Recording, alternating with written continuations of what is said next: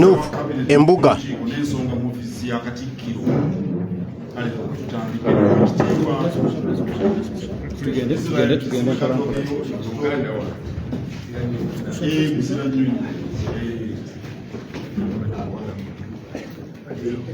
ekitiibwa kya Buganda ukometaleleyo lyonna lirekwanga Buganda tiryamanyirwa nnyo eggwanga lyaffe okwetooloola ensi zonna twesimye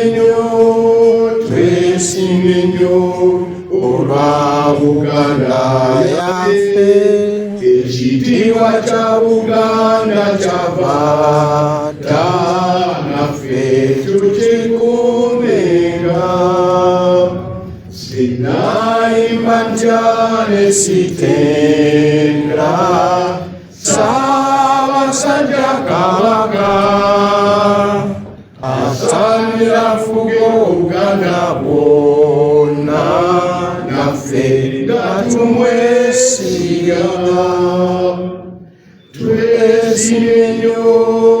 twesimye nnyo olwa Buganda yaffe ekitiibwa kya Buganda kyava naffe tukikuumenga. Oh Uganda, may God uphold thee. We lay our future in thy hands. United, free for liberty, together we always stand. Inshallah, I am conductor from group. Tukoza nyo ekitabo ekyobulamu Mukama tukoza kutumanya olunabana lendemu tukwebaza obulamukwale bwaffe ekimu okukisinga mu Uganda abakirala kya National Youth Platform NUP abaze wano okutuukiriza byonna biriko okuyikya eno okugula emijoozi ejja kuddukiramu emisiro gya baffe Mukama mu lutumana lwayo ebeerewo waawo fena netweddamu nti amala okubuuza ku Musese ono mwana wa mwami taata we yali atwala essaza ly'Essese n'amunkwasa naye simulabako oba abeera wa oba lobi akukweka ate ono mmeeya w'e Kampala nasula ku nyumba za mama we sipiika nasula ku nyumba za mama we emyaka 5 nange naliko omuvubuka era nagula omanyize bwe nali nzimba nasooka kugula amategula nga sinaba wadde okutema obusingi oba nali nayiga obutasobola kubaati amategula negamba Hajjati kangateeke manju nanzikiriza Hajjati munyamusizi Mika sanyusa okukula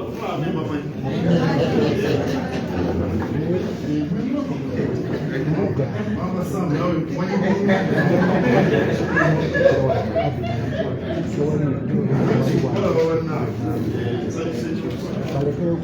lero naye mumanyi bulungi ng'akyasoma amawulire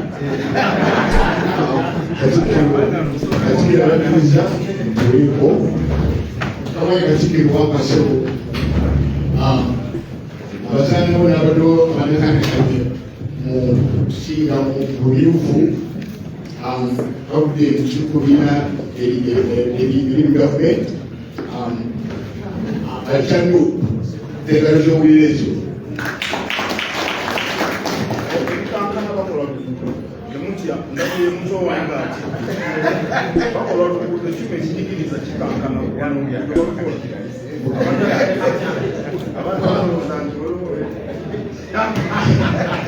Kawanyo owulira ebisaala bazze obulangizibwa okulaba nti ne babagira emisinde gya baffe n'ekibiina bakulembeddwamu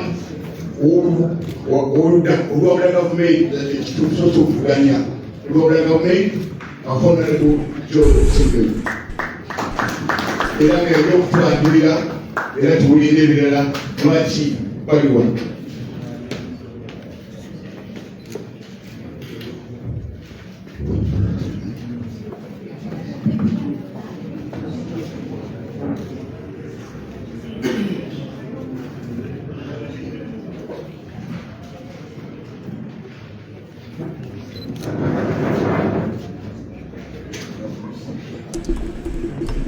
So, ekitiibwa wa Buganda kwata ddamula mukulu waffe ffenna esiimu tuwaniriza bali Bulange b'abaana b'Obuganda n'abakulembeze bali Buganda nasooka okwanjula bannange benzize nabo ono ow'ekitiibwa Muhammad Mwanga Kivumbi Kabaka ow'Olutambala ekibiina kyange na mukama wange Deputy President wa Buganda Region omukulu musajja wa Kabaka David Lewis Lubonkweya Secretary General waffe mu NUP oyo mugole buse Kabaka omujja wali Uganda Honorable Elias Bimazi Nalukola Ogenda Tembe Omubaka omujja wa Kawempe North munaffe efaako Balugolo Lusegirinya omukulu oyo Honorable Patrick Nsanja okuva Entenjeru twasaganya ebyebizannyo wano Uganda Omusese Honorable Helen Kimuli Paka omukyala ow'Enkalanga Musese Zahara Mala Luyirika Speaker wa Kampala Capital City Authority Honorable Abubeka Kawalia Mpaka atwala ekitulo era kansuubira abakiikirira bulungi empaala kuba yakiikirira wano n'ebitundu ebiriraanye tulina bannaffe ab'enjawulo bakansala n'abakulembeze ku mitendera gy'enjawulo Honorable Flavia Kalule n'abagabe yakatwegattako Baka omukyala ow'Ekasanda Oweekitiibwa Katikkiro twali wano mwaka ogwedde kaweefube w'okugula emijoozi kubanga bwebaayo n'atulungamya ensonga ez'enjawulo kitukakatako ng'Abaganda ng'abakulembeze okwetaba mu nsonga zino era nituwa obweyamo nti n'omwaka okujja kuno gwennyini tujja kukomawo nate okwetaba mu kaweefube ono kubanga buli mwaka abeera ajaguza emyaka gye kulira kibeera kya buto wabeeramu emiramu egy'enjawulo so twagamba tujja gyetabangamu okusookera ddala kikulu kuwagira emirimu egy'Obwakabaka kutambulizaamu Ssaabasajja Kabaka n'emiramu emikulu omulamu ogw'omwaka guno twagutegeeranga era gwa byabulamu naddala ffe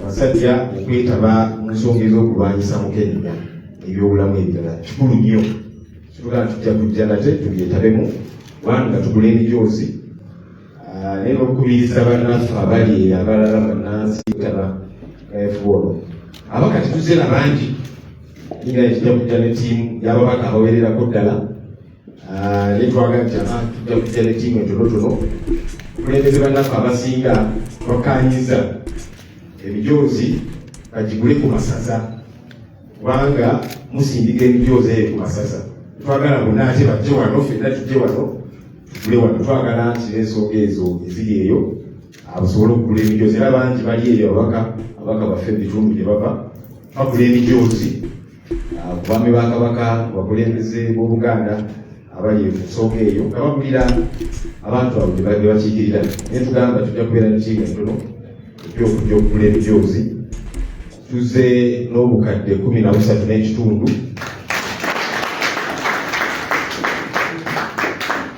okwetaba mu kaweefube ono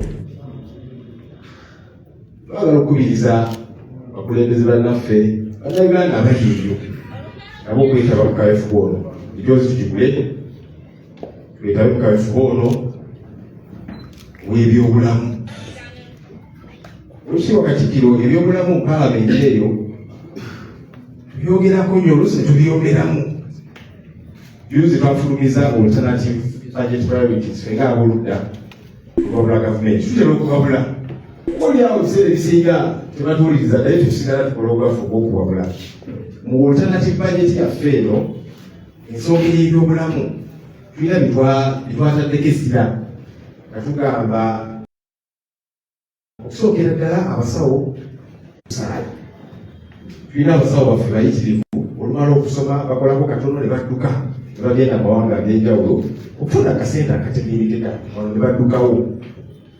Amalwaliro nga twagala eddagala lyeyongerere ddala, abantu bangi bagenda eyo malwaliro gateri ddagala ate nga bawa omusolo kati tekibamaliriza ogenda ate malwaliro agali private akasente oba oliawo keyalisisuddemu school fees z'omwana keyalikozemu ebirala n'agenda afuna obujjanjabi obutegeerekeka.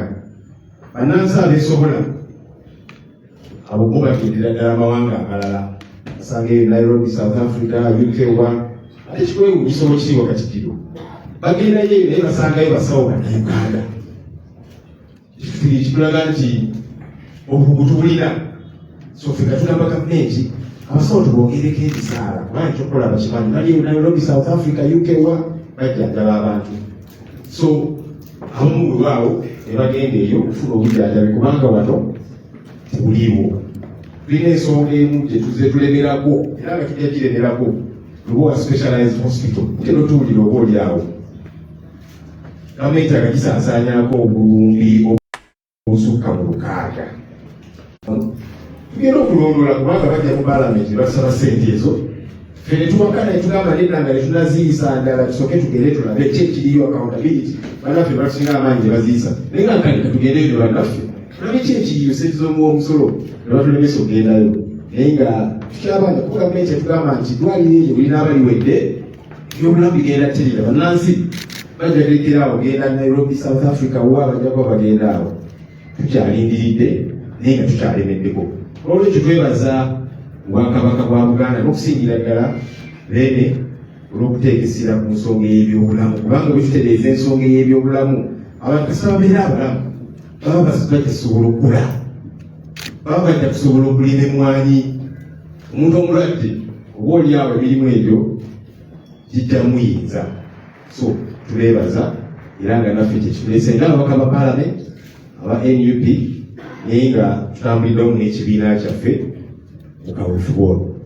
Olukiiko Katikkiro bw'ona okkiriza nja kusaba abantu babiri dakiika 2 bayiseewo ku bugambo obutonotono. Deputy President waffe Honorable Mwanga Kivumbi ne Secretary General waffe. Bw'ona okkiriza omugole naye ayinza okubuuzaako akatono bw'ona oba okkiriza ssebo ekitiibwa.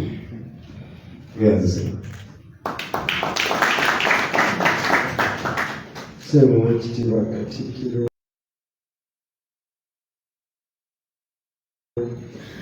mukulu wange bano bagati mukulu wange abasinga tebakkiriza naye byeddala Katikkiro mukulu wange era bensonga bwondoopayo ampita nangalamiza opedde ndikasomeza ekitiibwa Secretary General na Minisita. Nze nno nange twala okusa guno okwozaayoza Bwakabaka. Nabadde nina byensomako awo nenzuula nti emisinde gino gyekidduka girabika gyegisinga okwetabwamu abantu abangi ku lukalu lwa Afrika. Ate ekyo nakyo kya innovation, kya bugunjuzi twavumbudde. Kirowooza nti tunagenda mu maaso ne tuteekako ekyo nekitutunda bulungi tusobola okukifuula ng'eggwanga eky'obulambuzi. Ng'omwaka lwe tuba tudduka ensi yonna kikunga nejja neddukira wano naye nga kitandikidde wano Bwakabaka bwa Buganda nga bulijjo bwe tukulembera era nakyo bwe tukikulembera. Ze ndowooza ekyo kikula nnyo Ssaabasajja Kabaka ng'ayitiramu ggwe yawadde Obuganda. Si Buganda bwokka, ndowooza awadde ne Uganda ekyetunzi, ne Afrika yonna ekyetunzi. Ndowooza abantu abangi abadduka bwe batitera basanga abagenda ku hijja, otala basanga Makka nga tuli Emina, gy'osanga nga bakuŋŋaanye, nga beeta batambula, nga benkana obungi. Sintera kugalabako wantu wonna, n'ekyo twozaayoza Obuganda okutuuka ku kkubo eryo, era nsuubira nti otuwadde omulembe guno Omutebi gwe yakwasa abavubuka. Naffe tuli kitunda kyekwo ku mwaka gwaffe, naffe ekyo ffe twakitandika ne kitojjera ne kitandika okubeerawo. Omusiraamu agamba nti abadan ki ne abada, mirembe na miki na mirembe. Ebintu ebityo bitandika. Abantu balowooza nti ideas ensi kwetambulira ziveeyo ku bantu bakugu, naye eno yava mu bantu ba wano kati ekutta kati. Ekyo ndozaaza Obuganda olw'ensonga eyo. Bakuubweyawo sebo nange okujja wano, bulijjo nzija wano nga mukuluwo nga mutowo, naye kati ndi deputy president National Unity Platform. Sebo bwe najja muvuga mu kiti ekyo, kati sijja kwanja omutono nnyo nga gy'oli, nja kuba nvimbyemu. Abakulu bano banvimbisa ne pulezidenti waffe Omwaga Kyagulanyi Ssentamu ne bampa ekitiibwa ekyo, era nkulembera, era nze Field Commander wa Buganda mu lutabaalo oluddako, ne tugenda okusalira ddala abantu bonna okunoga emmwanyi emmyufu yokka. Tugenda kubakumbira mu lutabaalo olwo n'ebigambo ebyo kantwale omukisa guno nange okuyita Secretary General David Louis Bongoyo kamukulopere nga mutowo. Omusajja ono atukoze obulungi obutalojjeka nga National Unity Platform, nga musajja muto, Harvard trained lawyer, yasalawo okuvolontiyalinga nga tasasula musaala okuva National Unity Platform ne People Power n'agikolera. Era olwaleero tumwenyumirizaamu ne byonna byatu. Omusajja ono n'omukubira essimu ssaawa 6 ogw'ekiro oba 8, ffenna tuyinza obutakwata, naye bw'oba yajja kukwata. Era kamuloope gw'ojja wulire nti simukuloope engeri bidinga ezo Field Commander Kampala Central owa Parliament nga National Unity Platform. Wadde tekinnalangibwa mutongole, waliwo abalala abamuzoganya batuukiriza ntalo democracy, naye omu ku bagenda okubeera mu kamyufu aka Kampala Central aka NUP. Tusuubidde nti ayinza okukawangula obwali abooli awo, naye nga tomutwala mu lutabaalo Ssebuka nkuyite obizeekozi Katikkiro wa Buganda. Ekitiibwa ennyo Katikkiro wa Buganda ne baminisita b'Obwakabaka, abakulembeze Deputy President waffe Rob n'abakulembeze abalala betutambudde nabo olunaku olwaleero. Ssebo Ekitiibwa Katikkiro, amannya David Louis Bongoya, musajja wa Kabaka. Weewaawo mbiira ddala e Bunyoro, abantu baffe baava Bunyoro ne basetolinga Mbole, naye mbangaalidde nange kikulungirizaamu 2 mu kibuga kya Ssaabasajja ekya Kampala. Ssebo Ekitiibwa Katikkiro, twebaza Obuganda olw'ensonga ez'ensimba ze muyimiriddeko buli lunaku, naddala ensonga y'obulamu nga gwe mulama gw'emisinde gya Ssaabasajja Kabaka egy'omwaka guno. Era fenna National Unity Platform emu manifesto points zaffe enkulu ennyo ensonga y'obulamu bw'Ekitiibwa Katikkiro. So twenyumiriza nnyo mu nsonga eno, kugenda mu maaso ng'ekibiina atuwagira emisinde gino buli mwaka, tulabe nga buli mulamwa gwonna okubeerawo tuguwagira, tuyimirirawo n'Obwakabaka bwa Buganda. Twebale nnyo, Ssaabasajja Kabaka.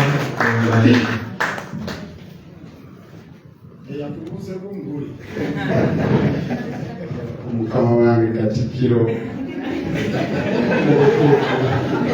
obadde obwanguga bw'ebbeefe Mukama wange Katikkiro ndi musanyufu nnyo okubawanira teeka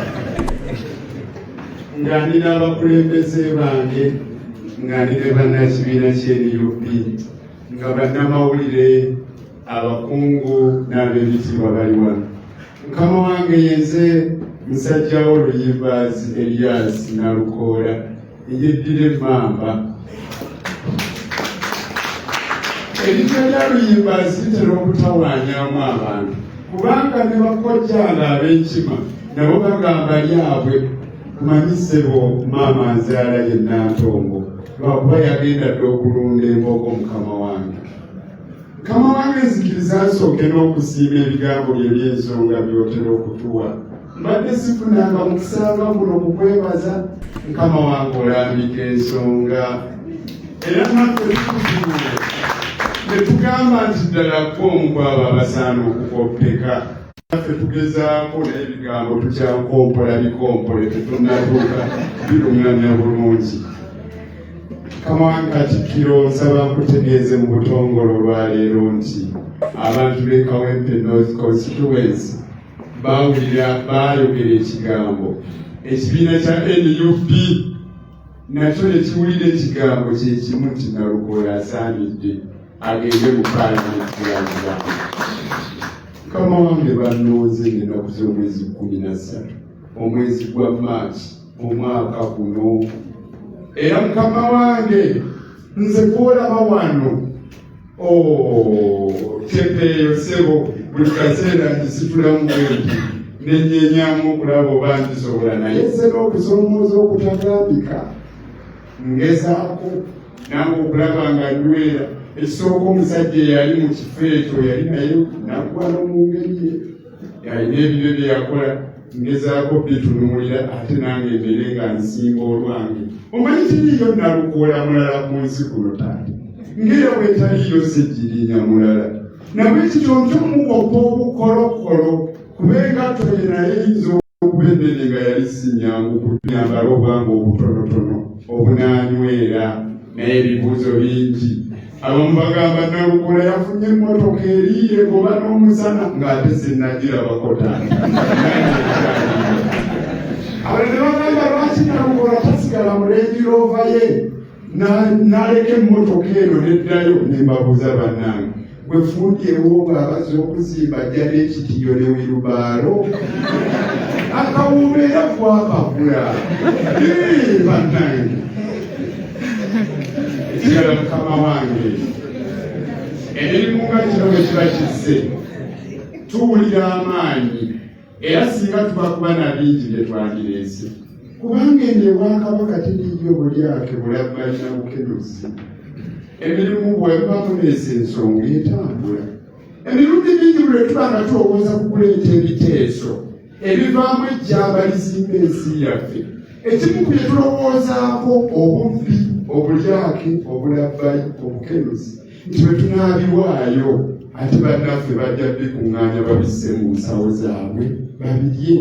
Kati olumu n'otya n'okuleeta ekirowoozo ng'ekyo ekyamakulu naye wano Emmengo si bwe guli era taata tuwulira emirembe bwe tuba nga tuwaayo. Ekitulemesa kiri eki omuyonjo omutono gukyamyekoko ekyensuti kanti olumu kabeera katonotono naye tujja kugezaako mukama wange akasemberayo ddala.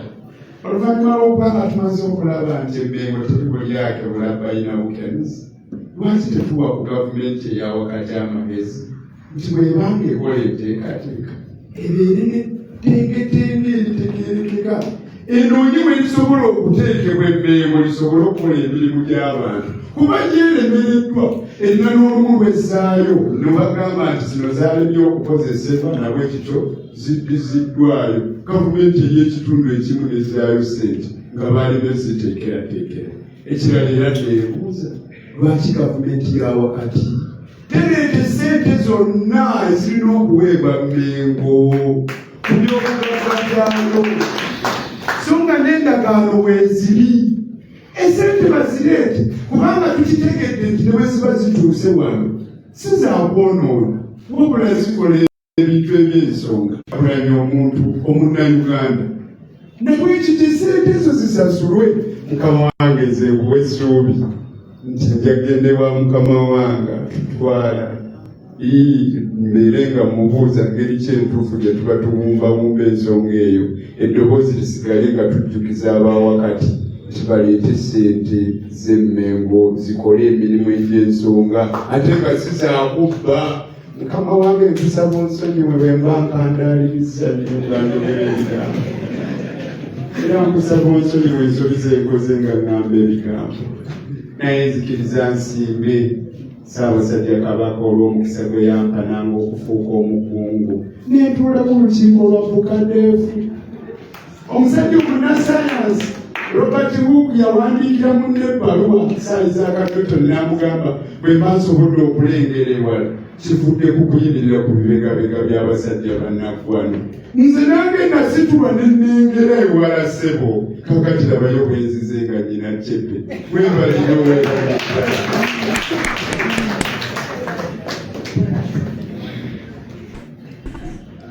Oweekitiibwa Katikkiro nsaasira okudda waggulu abantu bwebalabye sebuga obatendeka ebigambo ebyo nsaasira okudda waggulu okusookera ddala okubanjula munnaffe atwegaseeko Sarah Mukisa Muwonge oyo administrator waffe kibiina era ye personal assistant owa president waffe Kyagulanyi Ssentamu akutumidde nnyo Mutowo akutumidde nnyo naye Mutowo olina bangi naawulira Mwakivumbi naye ndi Mutowo olw'ekitiibwa Kyagulanyi Mutowo akutumidde nnyo era tetukowa otera tuyita nga mukulu waffe otubabula wano netwogerako ku bino n'ebirala si mututukowa tugenze tulaba nti kakati 13.5 million is not a very smart figure. Katikkiro is a very smart man. Tugenda asala kabiri tukole kafira kati rounding off tulende figure eri smart tugi rounding off to 15 million shillings. So milioni tugenda ofuna ya milioni 15. Kama wange zikiriza tumalirize saidi yaffe mu dakiika 2 naye obudde okutwala speedi omukulu ono muwa obutikitiki 30 mbaka w'ekitundu kino ono bamugeeka Kawalya ayogerere obutikitiki 30 tudde eri Oweekitiibwa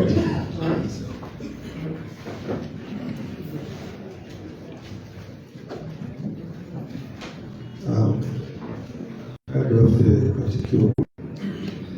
Leader of opposition, the team yonna tuze nayo ku parliament. Minisita Ssaabasajja Kabaka era kyenjawulo tukkirize era nange neebaze era Nalubaga North olw'okutulonderayo owaffe Oweekitiibwa Kazibwe naye ekitooke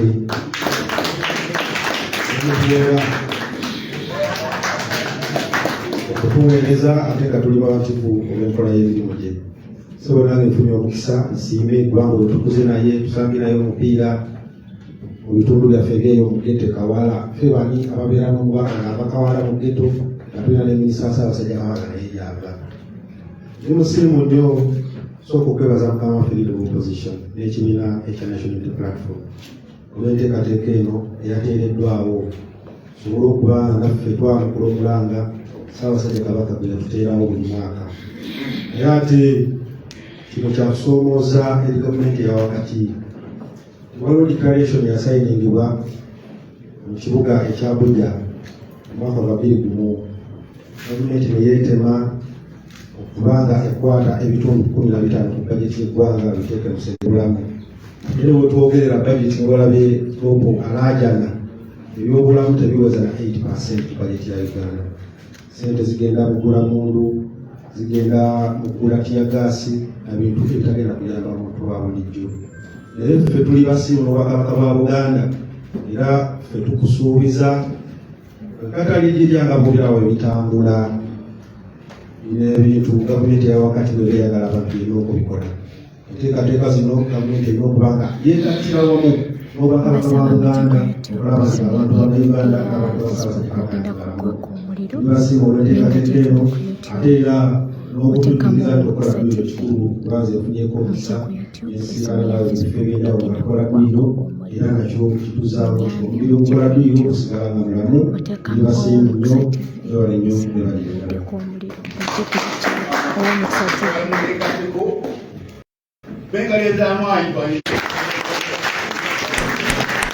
Mujye ku YouTube guys, Uwomukisa TV. Mulamu nibasiima nnyo nebale nnyo nebalirala oluvuganya n'abakiise mu Parliament ate nomulina omugole musajja wa Kabaka Elias Nalukoola omukyala oli wayanjudde ndi omugabe oyo muwala wange simanyi bali abagabe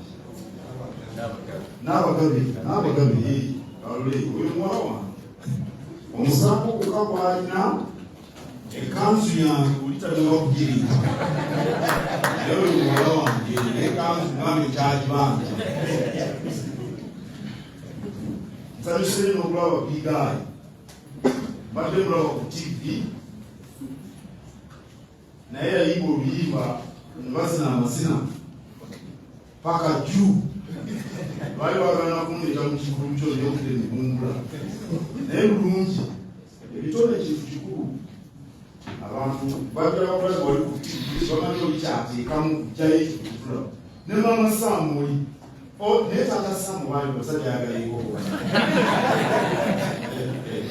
bonna baneesanyusa okubalaba era munamusize nnyo ye mukoddomi wange mukyala wange wamugu ate abaganda bagamba nti awasama nnyo otakumanya busajja awo nno oli mukoddomi wange omundagire nkulisa nnyo nalebo Elias Nalukoola Luyimbaasi kulika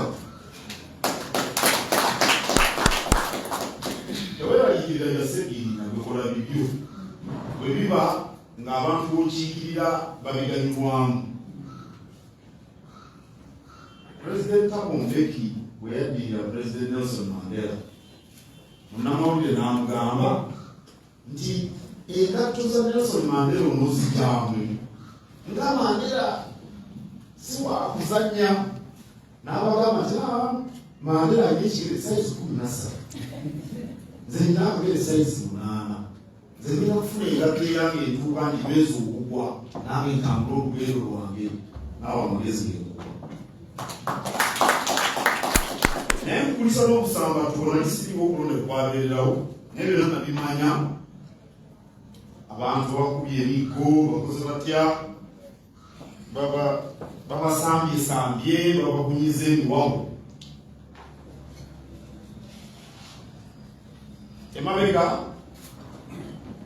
tubadde tuyiga bintu bifaananako bwentyo era nayimirira mu kiiko nebagaa nti omulabe wa gavumenti yo yakola ebyo si yo nakivuganya mu lwatu kubanga ojja n'okuba abantu nobakongola amannyo tebasobola kukwagala ate obusambatuko busaala busambatuko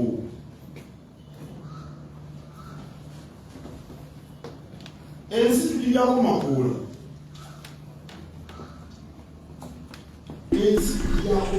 tubatisolwaki omuntu yandiwandiidde ekiziridde olwakagulu bafalaawo mumisiri bakalera ne babazikana ebyobugagga ne bwe bakuzikana ezaabwe eyeekanawa kasitobera nga tokyassa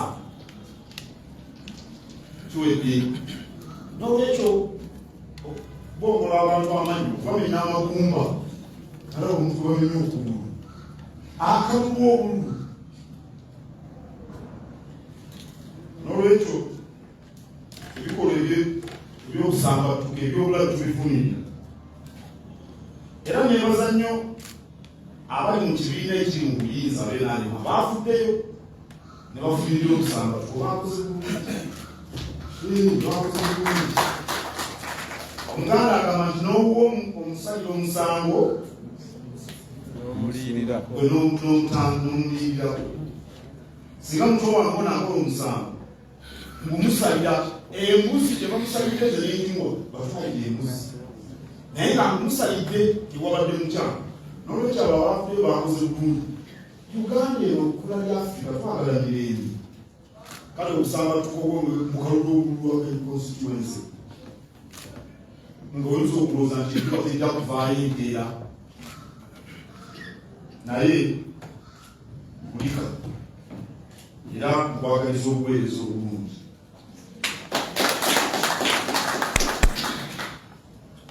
tuli mu kulwanyisa Mukemenya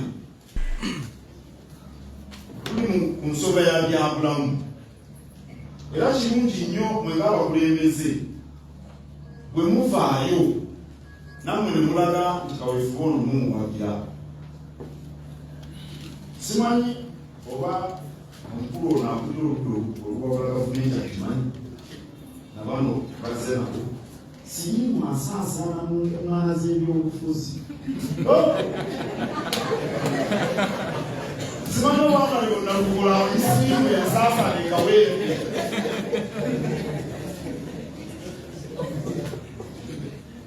anti ekimusaasaanya omungalaga nti olw'ennyimba mbi ayimbira mubabe mwena mukuŋŋaanye mwena mwiba Nuuku nalukola waffe agenda kuwangula essanyu ery'okubatta olw'ennyimba ate otayimbiridde mubabe naye abasiriimu bwasaasaana tunaafuna tutya bannalukoola abalala bamuwanga Kivumbi bahere Nakimuli nga siriimu asaasaana sebo Honorable Joe Semi mu nkuŋŋaana z'ebyobufuzi simanyi okimuba kikugamba bakisobola bakutya naye kati nze njigire mukulu wamu byonna bitegeera mumala kikugaa mutyansi yakuleka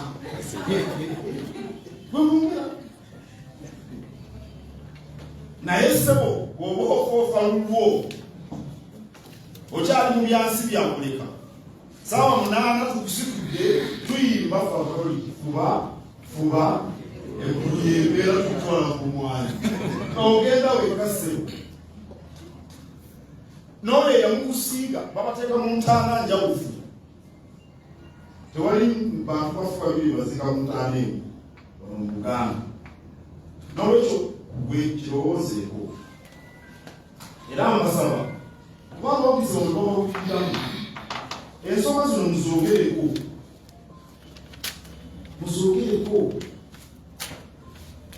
bajja kubawulira mubakubirize ate bavubuka era siriimu asinga kutambulira mu bavubuka ate kati Kabaka yatulika talafa abasajja saba Honorable Patrick Nsanja gw'olina obuvunanyizibwa okutaasa era Nakimuli Kabaka yatuwa omulimu ogwo kuba kati bannaye abamawulire nogeza bugeza omanyi bamanyi okutema atemu obululu nogeza bugeza sebo Honorable Nsanja tulidde wano twamulaage gabahere tugefunye kaawa omanyi kati gyekuva yalimisa kaawa tuva ku majani tunywe kaawa waliwo ekirabo kitundu ekiwala osukaku akajere enviri zino zaagala kuddamu kufumba otulaba n'akasibo kalungi nakano kalungi akeemu akekoosa genda nako ogenda omumwana wange kakati oba omukolera ebyo oyo gw'obulidde kaawa tosobola kudda abantu bagende bafukebe kuba kugumbulira kaawa gwegwe omusasulira apartment ennaku zino abaana abalabanga omuntu abamuyitani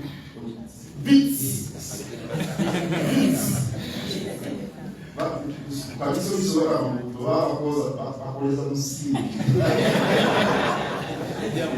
omaze okukumbulira kapitsi basobola kugamba nti twebegendeza kyokola ku musajja gwolina okuba omusajja owaddala otaase omwana ow'obuwala mbadde wano n'aba Insurance Association naye banyumiza omusajja gwe baleeta okumuloopa ewamu mayakatikirewo omuloopera ku kintu musajja mukulu bwati nnyo alina omwana omuwala ako mu babiri baatawaanya abaana bawala bato omanyi kyebagamba nange nina abaana abatawanyaze mbaayo naye fenna bwe tunajjamu oli akuggyemu eriso naawe nomugjamu eriso tukuwe bamusibe kale abasajja abyogedde bino mabavubuka bamawulire mwiwe balabufu lwanyise mukenenya bw'oba ogenda mu bizinga onalaba nakimuliro gyava baba n'obukooti obuseeyeeya bwe poli wa mutima nganze olina lubalifa ab'omutima ekitya tayinza kutumira kwekiri aba mulina okwambala obukooti naye nekulukalu bweyambala akakooti bwogenda okulima emwanyi zo ng'olina amagezi seba amakooti ogayitako ategedde kubira mukama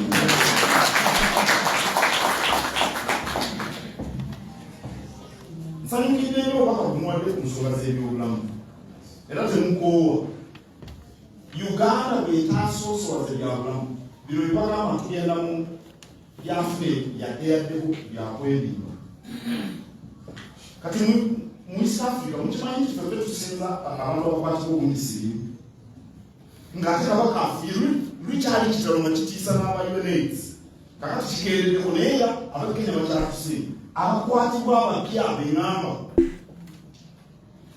abakwatibwa abapya ne ssente zetusaasanya ku byobulamu mu east africa ndoza waffe tugwerera oba bagambye bulungi bagambyani n'olwekyo olutalo lw'ebyobulamu lukulu tubeere balamu ne tujja okusobola okukola tuze Buganda ku ntikko ne Uganda evemu efuna ekitiibwa kyayo ekyakiwesa erinnya erya eddulu lya Africa. I'm very happy to receive the leader of opposition and members of parliament from the National Unity Platform. I congratulate the Honorable Elias Nabukola Yimbansi upon winning the by-election in Kawempe. It was marked by lots of violence, which we condemn. Uganda ought to be a peaceful country. It's big enough for everyone. And there is no reason for unleashing violence against the population in the name of an election victory. Violence breeds violence. Violence creates lots and lots of enemies for government. Because those people seen perpetuating violent acts are members of the secret agencies, which are under the control and command of the president and the ministers, the executive in particular. So, we want to witness peace. People should compete in peace. The winner is declared, the loser congratulates the winner, they go for a cup of coffee. We need to get that kind of level if this country is going to develop. So and my colleagues here were very disturbed by the violence we witnessed in the by-election in Kawempe. But I was quite impressed by members of the NRA who condemned the violence. You see, it's a mark of being civilized to acknowledge a mistake when it takes place. So we should all collectively condemn violence in the country. And, there is a lot for us to share, all of us together in peace as brothers and sisters. Kakasaba na oluzungu osinga okwagala bino ebyasiri mu mulooza no babiriko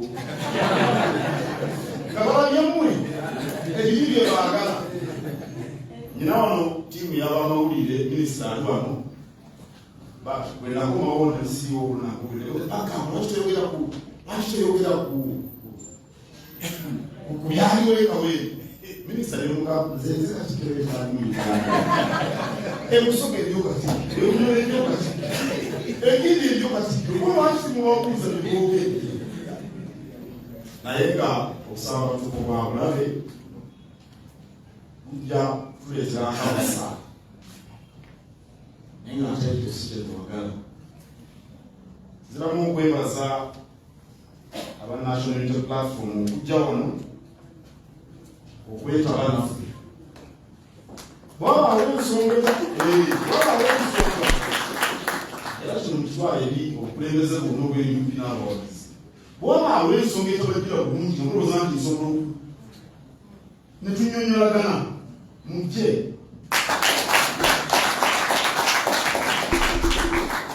Bambuulira bano nze sibeera n'okubitimbagano naye ttiimu eri bagamba nti balina okabafuka bambadde okukofera bano bakufuna ebigambo byonna ebyabuli kika nono ntolongera kimugamba naye naawe ndowooza lwobuna kikugamba kati ne bagamba abaana abo kiki ekibatakudde kiki ekibatakudde akati mwe bwemulaba bakulembeze nti waliwo ekirajja bulungi muno mbagambye kiki ekibatawaanya kubanga nze nzikiriza nti abantu bwe batuula ne babeera mmwe ne mutuula aba gavumenti mu bwesimbu ne muteeseganya era ensi zonna bwe zikola kakati namwe mumba mulina ebibaluma eno kati kubanga kati oba kivumbi wa Ngonge olwa Nyonyi wa Mambalaki era mutera okubaako ebibaluma mu Buganda ate bisobola okweyunga ku byobufuzi bye mulimu mujje muntuukirire mugaye kino kiki tekitujjidde bulungi kati osobola okubyolaka abavubuka abo aboogera ebigambo bambagamba mumako musirike kubanga bimwogera temubimanyi obisaja nkokola yesu banga nkoberera bwebati nabagamba basonyiwe abamuvuma yabagamba ati basonyiwe banga tebamanyi kyebakola kati mwe mujja kubagamba oyo musirike bemwogera temubimanyi naye mwewale kugira mukolanga obwentubu gyolo wammwe wana gano bwe butaka bwana tuyenna amanyi kabaka yenanyimu n'olwekyo buli omwana nasanseni katonda abakuumi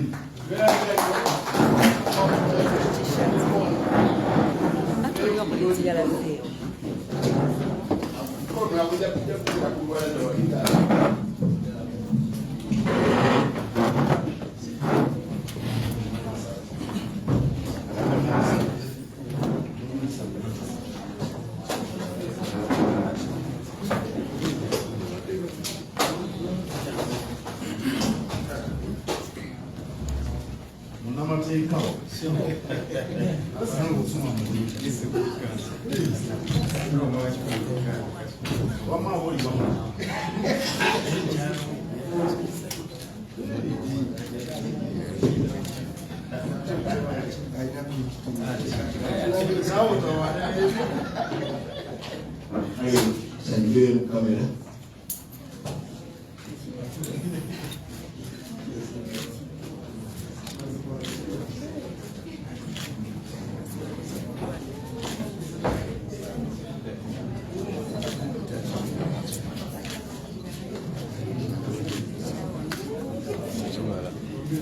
omwana w'omwami jangu omwana w'omwami na mukyala waddaga jangu mwana wa Hajjati awe kujosi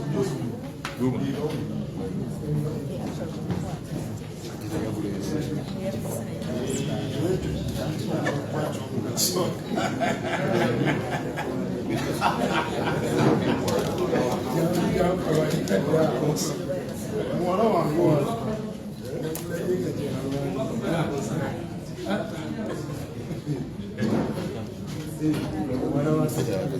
mwana wangu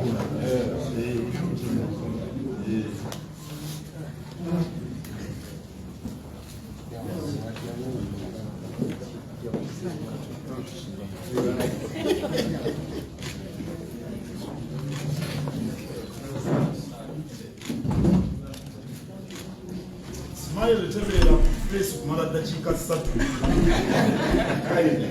abantu bakwanza wali wabweru ujuzi ate akijja kukigira ekitiibwa kya Uganda information wabweru French family kyawamu ujuzi atono mulungi ow'ekisa otubere Mukama otulunduguleke emikisa gyo era baffe omukuumenga twesimye nnyo ennyo olwa Buganda yaffe. Ekitiibwa kya Buganda kyava naffe tukikuumenga. Ssaabasajja Kabaka Wangale alikubikobeka.